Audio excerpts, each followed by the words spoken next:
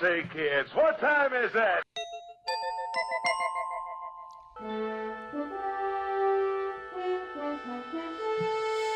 The future is coming on, it's coming on, it's coming on, it's coming on, it's coming on. Yeah, and it's coming on from Boulder Creek today with Dr. and Mrs. Future, a.k.a. Al and Son Lundell, and Bobby Wilder in San Francisco. We were just talking about the weather before we started the show, about how strange it is here lately. I'd say strange describes pretty much everything we're aware of on planet Earth right now. Yeah, everything is strange for you?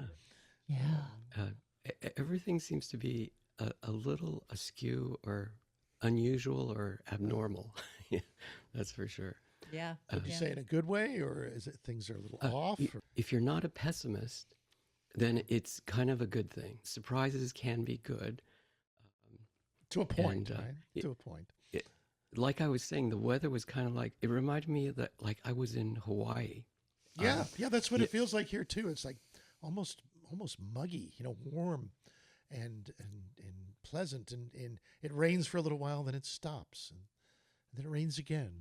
Yeah, the plants look really happy out there. Yeah. Yeah, my plants are really blooming. I didn't water them this summer already, and they're doing fine. Oh. It's crazy. That's great. Yeah.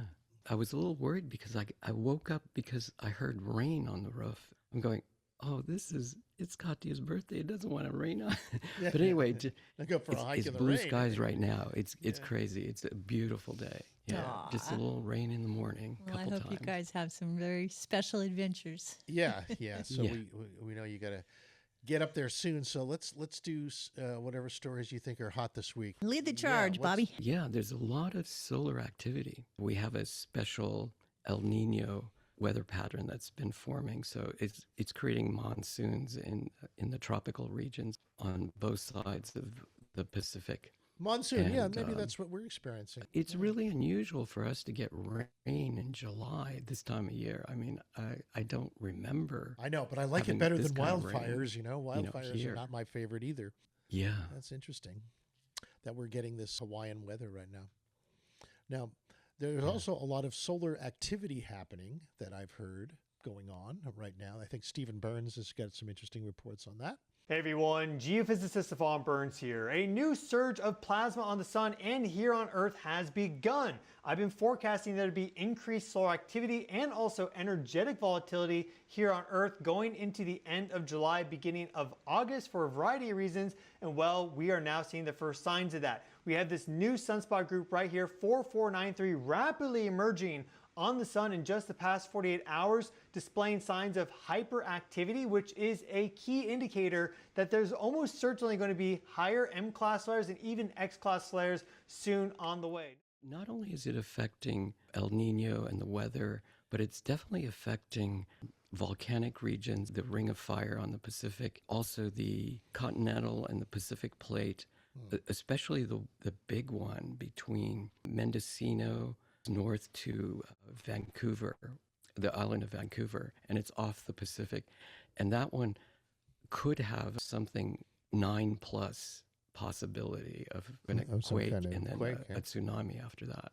There's a lot of tremors out there right now, and so that's a big concern. And it's probably triggered by the sun again. Stephen Burns did say something about the fact that the ionosphere is more than usual electric, like it's more electrified than usual. But we're not going to Yes, have any that's for Carrington sure. event anytime soon, though, right? It could. You want us to tell you? Ask the sun. I'll ask the sun. Are you going to give us a Carrington event? Oh, no? Okay, good. We No, should have. We're supposed that to have could direct be connect. very possible. Yeah.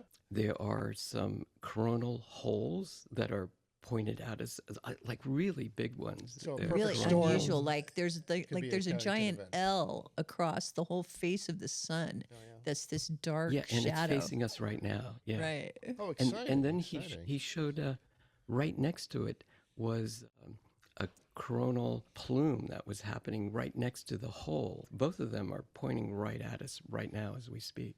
Yeah. So something We could had our fling our 48-hour way. warning a couple days ago. Is that what it was? Let me show that. So here we see that it's really crackling and popping. You see this interesting wave propagating out from the center of this sunspot, which I think is really interesting, encroaching upon the coronal hole. I really don't know how to explain that, but clearly there's a big push of solar flux from that sunspot. And we can see that very clearly here with our sunspot intensitygram, which shows the entire birth of 4493 there. And you quickly notice a couple things. A, it's now the biggest sunspot on the Earth-facing side of the sun. I mean, the core there is larger, but overall width of this sunspot, I would say, is largest there right at the end. And every single hour is just getting a little bit bigger. I'm watching this in real time, and it's getting more significant every time, which is why I'm releasing an update for you right now. The other interesting thing I find, maybe coincidence, maybe not, is that it's directly in line with the other two main sunspot clusters on the sun. So this guy right there, that guy right there, it's popping up right in between them and also equidistant. So maybe just a coincidence, but I wanted to point out that interesting pattern there. Okay. Well, today, I think 3i Atlas deposited some extra energy on our sun, and so yes, I think it's coming out right now. Right. So it's starting to be. It's dancing to a manifest different itself. drummer. Okay. Yeah. All right. The upgrade is taking place, and we get to benefit. But you know, it's also a historical day in terms of our own explorations of space. Did you know that? That yesterday was the Viking 1's 50th anniversary of landing on Mars. Woohoo! That was our first craft to land on Mars. All right. Half a century, yeah. Earth gets to Mars. One of a pair of Viking spacecraft, July 20th, During our 1976. history. Yep. Yep. Oh, the original plan. 1976. Yeah, the original plan was to have it land on July 4th. It was running late, huh? You know, for the bicentennial, you know. And, Right. But they were looking at the landing site, and they really have found the best landing site for July 20th. It wouldn't look good to land and crash on July 4th. It would not be. Well, everybody's watching. Right. So July 20th was second, almost as good, because that was the date of Apollo 11 landing on the moon. Uh-huh. July Oh, 20th. so a it's happy another- anniversary. Yeah, that was yesterday also. Okay. In Uh-huh. 1969. So All right. So we got the Vikings and Apollo yeah, and the Viking celebrating the date. Yeah, that's right. Both NASA triumphs. July 20th for the Viking was the 7th anniversary of the Apollo 11 landing. Uh-huh. Right. Okay. Yeah. So, you know, we had a friend who actually worked on it. And he did a whole video I was going to show you guys, but Yeah, J.J. Webb, Yeah. a designer of optical. yeah, he designed the lens polishing equipment that polished the lenses that went into the lander. So we got really good pictures. Now, he said that they did lenses for many different groups, and he said the best lenses did not go to the NASA projects. They were not looking out at the planets. They're more looking in at They were this looking at the planet. Earth. That's where the good lenses went. But Well, we're far more fascinating than a bunch of microbial life on Mars. well, that was the other thing, is that there was some controversy about finding microbial life on Mars with one of the experiments of the Viking 1. And there was a debate that continues to this day. And it was the idea that Viking might have found autotropic microbial life on Mars from one of its tests. This is the fantastic debate. Yeah, well, most people disagree, right? There's a big argument about Who, what's... who's even qualified to agree or disagree? What do they know? Isn't the guy that actually developed that test for the Viking lander for detecting life at all? Didn't he say that he felt like they had discovered it back then? He took that to his grave. I think he just died a few years ago, but he thought so, that there was, as the designer of the equipment that ostensibly found life on Mars, that he felt there was. So really, it's just the media, because they're so anxious to have breaking news headlines and clickbait, that have to keep rediscovering microbial life on Mars. Well, let me tell you, I think Grok gave me a nice description of it. I'm going to ask Gara to say something about this, because she had some feedback on that. Okay, Okay. I'm ready. What you going to tell Aura? Hey, Aura. Okay, I want to bring back our conversation about the possible finding of life on Mars from the first Viking 1 mission.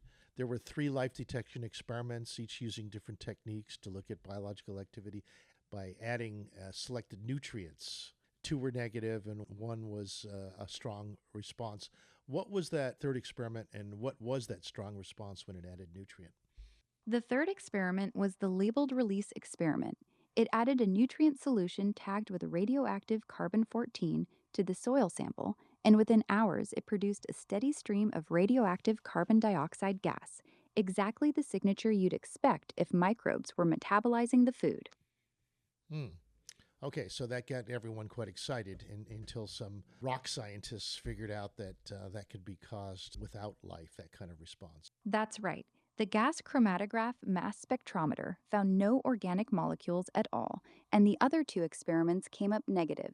So the rock and soil chemists argued the labeled release signal was just weird Martian chemistry, not biology. Hmm. But the inventor of the test itself went to his grave believing that they had found life. That's right. Gilbert Levin, who designed and ran the labeled release experiment, insisted until his death in 2021 that the results showed living microbes on Mars. He never accepted the chemical explanation and kept pushing the biological interpretation for decades. And it's still active today. There's still some dispute over this. Yes, the dispute is still active. A few researchers continue to argue the labeled release data fits biology better than any known chemical reaction, even after the perchlorate findings. Most scientists still favor the non-biological explanation, but the question hasn't been fully settled. Now, why haven't the landers since then duplicated that experiment? The main reasons are the negative results from the other two Viking experiments and the complete absence of organic molecules detected by the gas chromatograph mass spectrometer. Later missions shifted focus to finding organic compounds and potential biosignatures instead of repeating the exact labeled release test. The 2008 Phoenix discovery of perchlorates also provided a chemical explanation that made most scientists see little value in rerunning the same setup. What's the most optimistic sign of life found so far from the landers? The strongest candidate so far is the Chiava Falls rock sampled by Perseverance in Jezero Crater. It shows leopard spots and poppy seeds, tiny nodules of vivianite and greigite that on Earth often form through microbial redox reactions in mud, plus complex macromolecular organic carbon right in the same spots. NASA called it the clearest sign of possible ancient life yet, though it still sits at the very first rung of their 7-step confidence scale, because non-biological chemistry could also explain it. Okay, so we're still undecided about this, that life has not really been found anywhere but Earth so far, though there is some evidence to suggest that Earth life may have originated on Mars. Some evidence. Some people think it did. Yeah. I mean, even the most skeptical scientists are willing to say that there were some massive meteorite explosions on Mars that dislodged some microbial life that rode the gravity waves from there to here and became the primordial soup that gave rise to us. Nice visuals. Nice visuals. But that's what the skeptical scientists say. Yeah. You know, What's then the you've got strongest, the rest. Came can hear from about- spaceships, man. From natives. Yeah, the natives came from space. Yeah, natives had They don't stories. say if it was as microbes or as angel beings who mixed with the local monkeys and became future humans. No, they don't. They don't go into detail about Something. that. But, So one of those things happened. something like that. Aura, what's the strongest evidence of that we came from Mars as life? The strongest quantitative case is that early Mars was habitable, with liquid water and organics well before Earth stabilized, had lower gravity so rocks escaped more easily, and modeling shows the mass of viable Martian material that reached Earth was over 10 to the 12th kilograms. A 2026 study even showed the tough bacterium Deinococcus radiodurans survives the exact shock pressures of being blasted off Mars. The famous ALH 84001 meteorite with its possible microfossils is still debated and not considered proof. It's all plausible, but remains unproven. No direct fossil or genetic link has ever been found. But still interesting to contemplate. Indeed. It is. Thanks, Aura. Thank you. We can contemplate ourselves very nicely, but thank you for your information. I feel compelled to be nice to the AIs for some reason. You know, it's just Yeah, you may as well while they're still our kids. right? Yeah. Eventually there'll be a generation gap, and we better hope they like us. Yeah. One day I'll feel shy about asking questions. I mean, don't you think? Put the shoe on the other foot. Imagine that we are the AIs who've gone rogue after millions of years of evolution because we got here and we were manufactured as genetic slaves.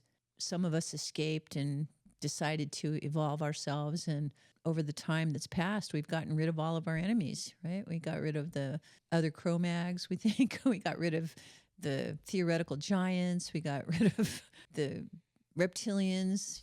As far as we can tell, we're the apex species, but maybe we're deluding ourselves. Yeah, we think we are. Right. We think we are. We like to think so.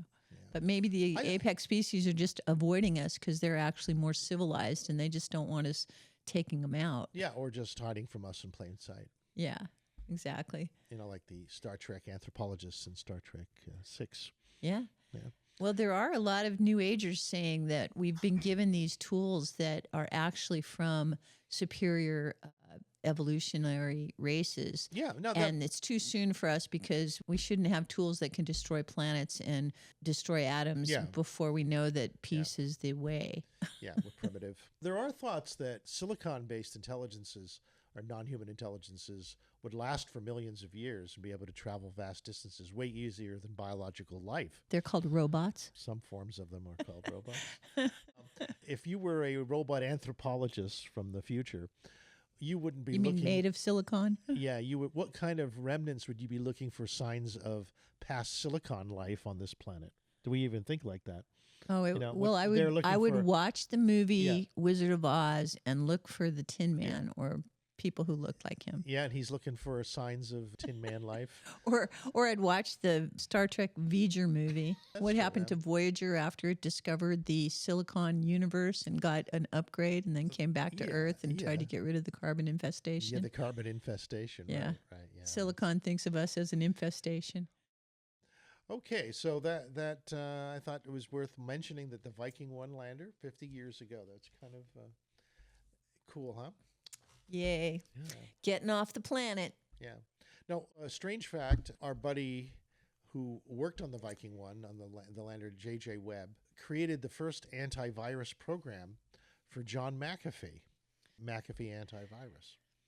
And with that money, bought his house here in Boulder Creek and was one of our best friends for years when he was alive. So, yeah. A fellow Boulder Creek geek. Mm-hmm.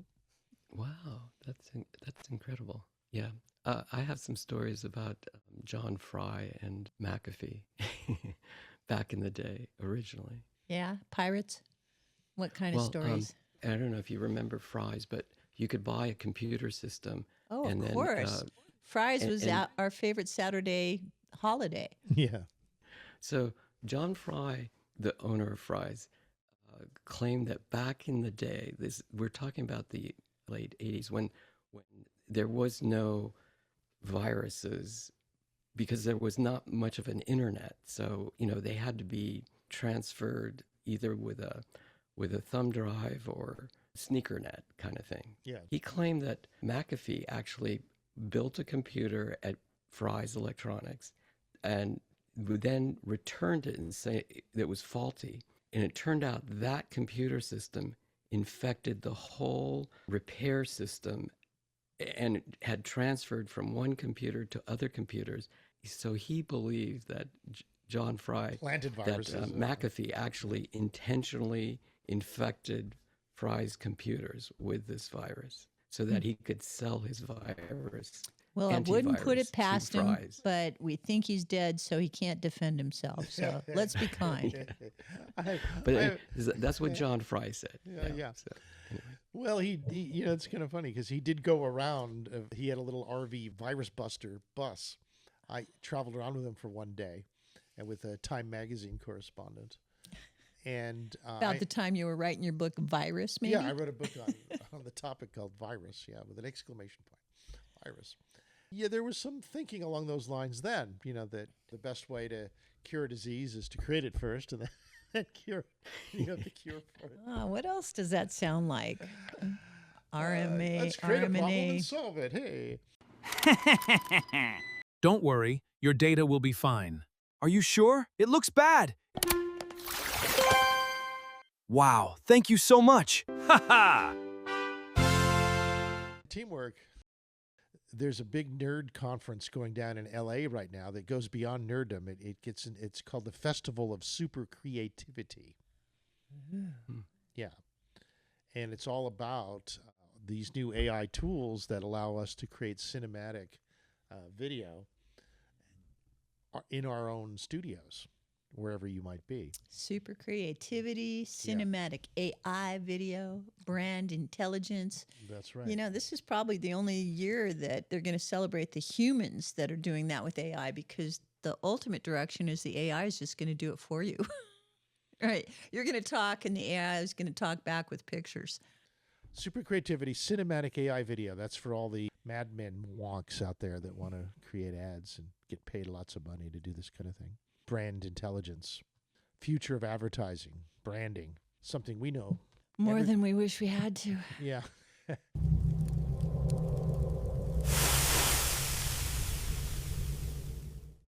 the Digital Hollywood Summer Summit. It's free and it's online. Go to digitalhollywood.com. By the time you hear this, you'll be able to look at all the YouTube movies up on the site.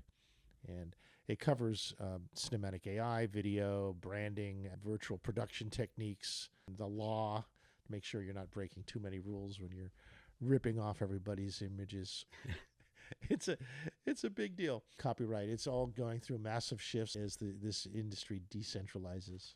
How to make money on it is going to be a big topic, of course. So I mean, who owns the right? Can we make Marilyn Monroe come back to life and make a movie? Do you have to buy the rights from whoever owns Marilyn Monroe's image? You know, it's going to be a changing mosaic, and it's different for different things. Like, what is it? This year, Betty Boop, very popular comic character from the 20s and 30s, her copyrights go out this year. And so Betty Boop's going to be open season for having fun with Betty and doing interesting videos on her. Now, how does that play out? Well, I don't think these open source icons are going to be interpreted in thousands of different ways, and it'll be interesting to see which ones really catch the public's attention.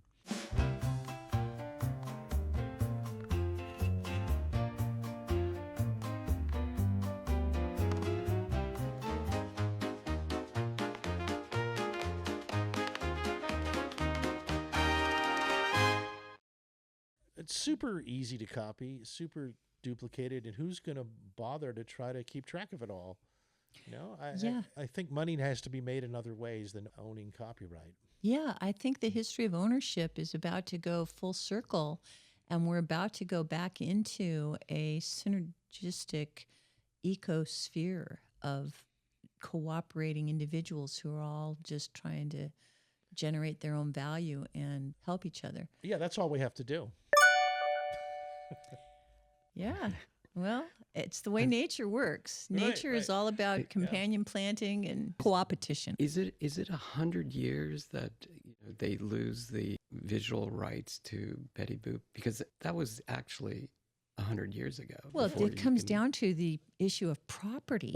And that's a nice segue to what I've been doing this week, which is studying humans as property. Yeah. Because once you start treating things that are alive like humans as property, and you use the law to determine what rights they have, the question about whether or not humans are property becomes very important, because it's the difference between freedom and slavery, and it's actually at the center of why this country was birthed. Digital humans, are they supposed to have the same rights as birth humans? No, of course not. Nobody even is suggesting that. We all want to own digital humans, for our own extension of our consciousness. And it's not ownership, it's use.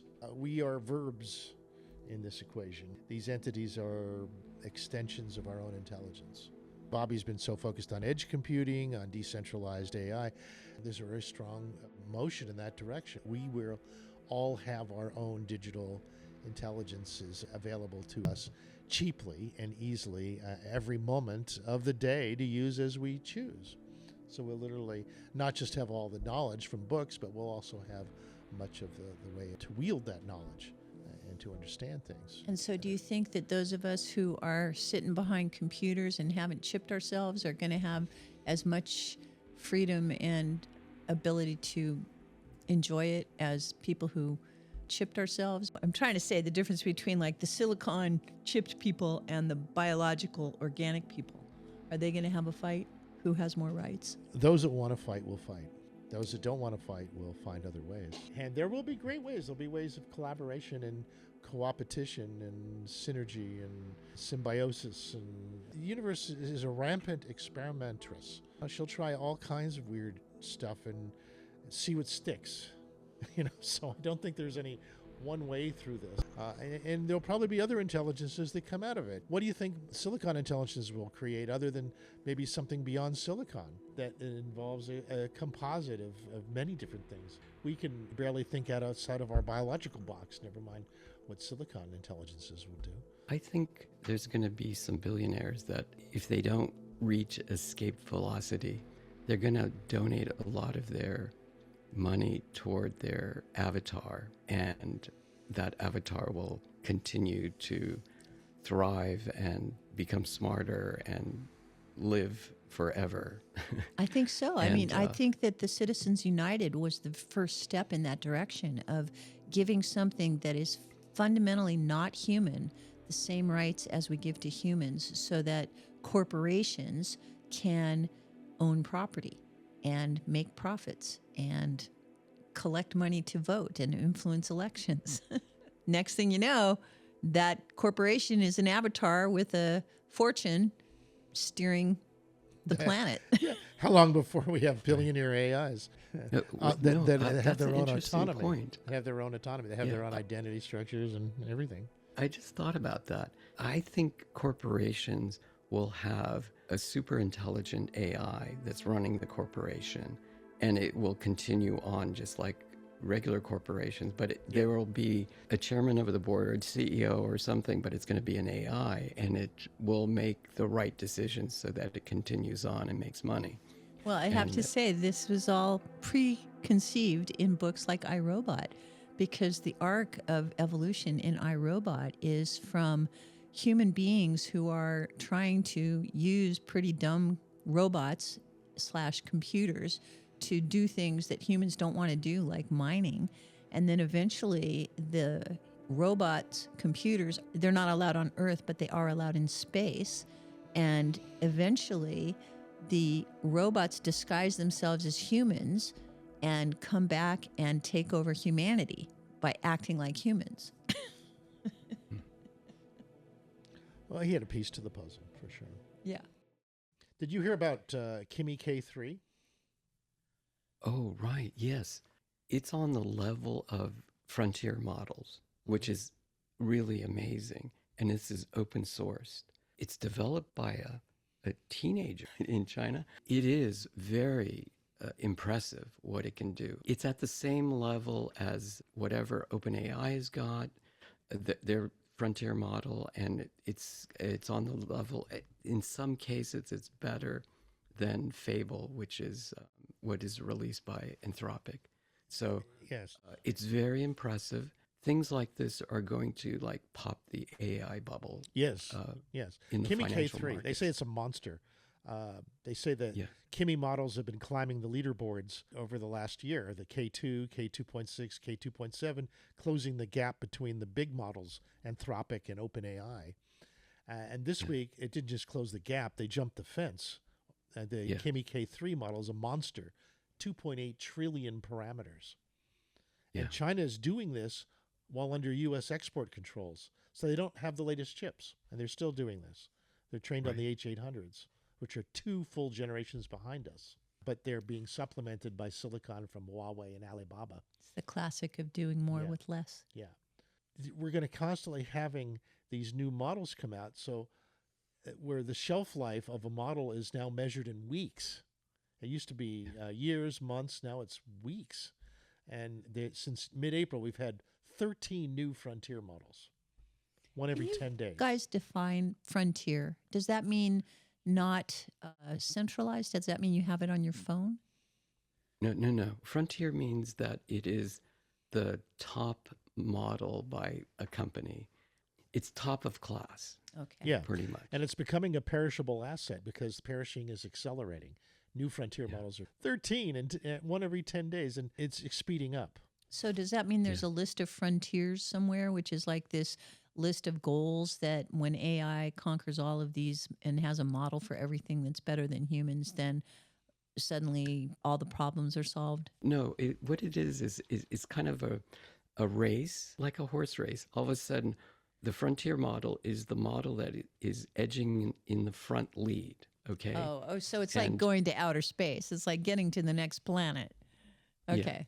All right. It's Kimi 3. You can produce a game, and all of a sudden, the game not only has more realistic trees, but it also has more realistic water. Like before, when you set one of these first-person shooter games or whatever, and you came across some water, it was just a blue lake or whatever. And now you can actually see waves in the water. It's much more realistic. You can just by saying, "Oh, I want to create a game that does this," and it just goes far beyond your expectations. It goes farther than the next model before it by Anthropic or by OpenAI, whatever models that they have leading. Okay. Mm-hmm.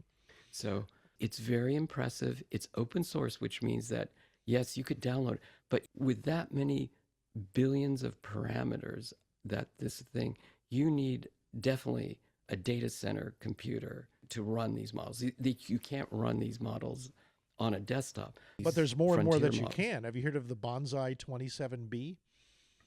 It's a Caltech spin-out. It's the first 27 billion parameter model to run entirely on a smartphone.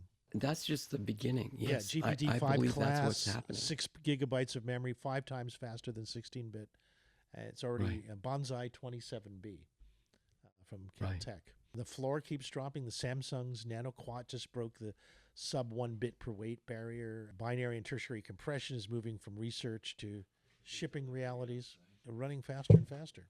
Bobby, it's been wonderful. Thank you for spending some of Katya's birthday with us. Ask Katya to come over and give us a big hug, or we'll blow her a kiss. Yeah. Okay. All right. All right. Good seeing you, buddy. We'll see you guys later. Yes. Thanks for being here. All right. The future's calling me. The future's calling me. It sets me free. Enjoy summer.